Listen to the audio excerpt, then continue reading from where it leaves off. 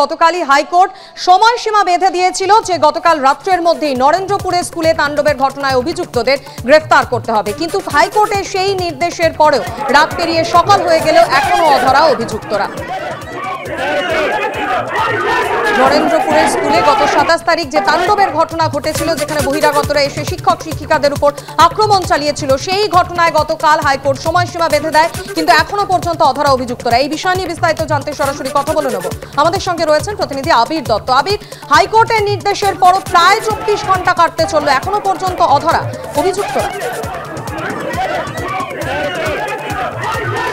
দেখো, শুধুমাত্র অধরাই নয়, তারা কেউ তাদের বাড়িতে নেই। এবং আমরা যেটা দেখেছি যে এই ঘটনায় এই নরেন্দ্রপুরের বনগুলির 2 নম্বর পঞ্চায়েতের যে 2 তৃণমূলের নেতা যাদের এফআইআর এ নাম রয়েছে, তারাও বাড়িতে নেই এবং তাদের পরিবারের সদস্যরা জানাচ্ছেন যে গতকালের পর থেকে তারা যোগাযোগ করতে পারছেন না।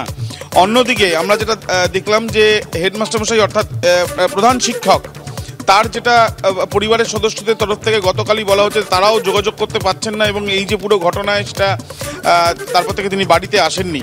এখনো পর্যন্ত পুলিশের তরফ থেকে বলা হচ্ছে যে খোঁজ চালু রয়েছে, খোঁজ করা হচ্ছে। দুজনকে আগেই গ্রেপ্তার করা হয়েছিল, যদিও এই দুজন এফআইআর নেম নয়। এবার যেটা সমস্যার বিষয় সেটা হচ্ছে যে এই যে সম্পূর্ণ ঘটনা 27 তারিখের ঘটনা এবং তার সঙ্গে সঙ্গে এই তদন্ত প্রক্রিয়া চলছে, কিন্তু প্রভাব সম্পূর্ণভাবে যে পঠন পাঠনে পড়েছে সেটা কিন্তু একটা ছবি বলে দিচ্ছে। তার কারণ প্রায় 700 স্টুডেন্ট রয়েছে বলরামপুর এই মন্মথনাথ হাই স্কুলের, এবং এখানে 5ম শ্রেণী থেকে দ্বাদশ শ্রেণীর পর্যন্ত এখানে পঠন পাঠন হয়, কিন্তু সেখানে দেখা যাচ্ছে যে ছাত্রীদের সংখ্যা অত্যন্ত কম। এবং কিছুক্ষণ আগে আমরা প্রাইমারি সেকশনের প্রধান শিক্ষকের সাথে কথা বলছিলাম, তিনিও বলছিলেন যে প্রভাব পড়েছে এই ঘটনার জেরে এবং ছাত্রছাত্রীদের সংখ্যা কমেছে, অর্থাৎ আসছেন না তারা, তাহলে একটা আতঙ্কের বাতাবরণ তৈরি হয়েছে। এবং এই যে ঘটনার পর থেকে যারা স্কুলের অন্যান্য স্টাফরা, তাদের দুজনের সাথে আমরা কথা বলেছিলাম, তারাও বলছেন যে তারা এই ঘটনাকে কোনোভাবেই মেনে নিতে পারছেন না। শিক্ষকদের ওপরে হামলা এবং এই যে হামলায় ইতিমধ্যে লিখিত অভিযোগ হয়েছে। দেখাই যাচ্ছে, স্বপন মজুমদার দেখাচ্ছে সম্পূর্ণ ফাঁকা ক্লাসরুম। এখন 10টা বেজে গিয়েছে, 10টা বেজে 35-এ প্রথম ক্লাস, এবং সেই প্রথম ক্লাস শুরু হওয়ার আগে সাধারণত আমরা দেখি যে আগে থেকে স্টুডেন্টরা আসতে শুরু করে, কিন্তু স্টুডেন্টরা আসতে শুরু করলেও সেই সংখ্যাটা অত্যন্ত কম, 700 স্টুডেন্ট রয়েছে। কিন্তু সেই অনুযায়ী এই ক্লাসরুমের করিডোরই বলে দিচ্ছে যে প্রভাব কতটা পড়েছে এই ঘটনার। ধন্যবাদ আবি। গতকালই হাইকোর্ট সময়সীমা বেঁধে দিয়েছিল যে গতকাল রাত্রের মধ্যেই নরেন্দ্রপুরে স্কুলে তাণ্ডবের ঘটনায় অভিযুক্তদের গ্রেফতার করতে হবে, কিন্তু হাইকোর্টের সেই নির্দেশের পরেও রাত পেরিয়ে সকাল হয়ে গেলেও এখনো অধরা অভিযুক্তরা।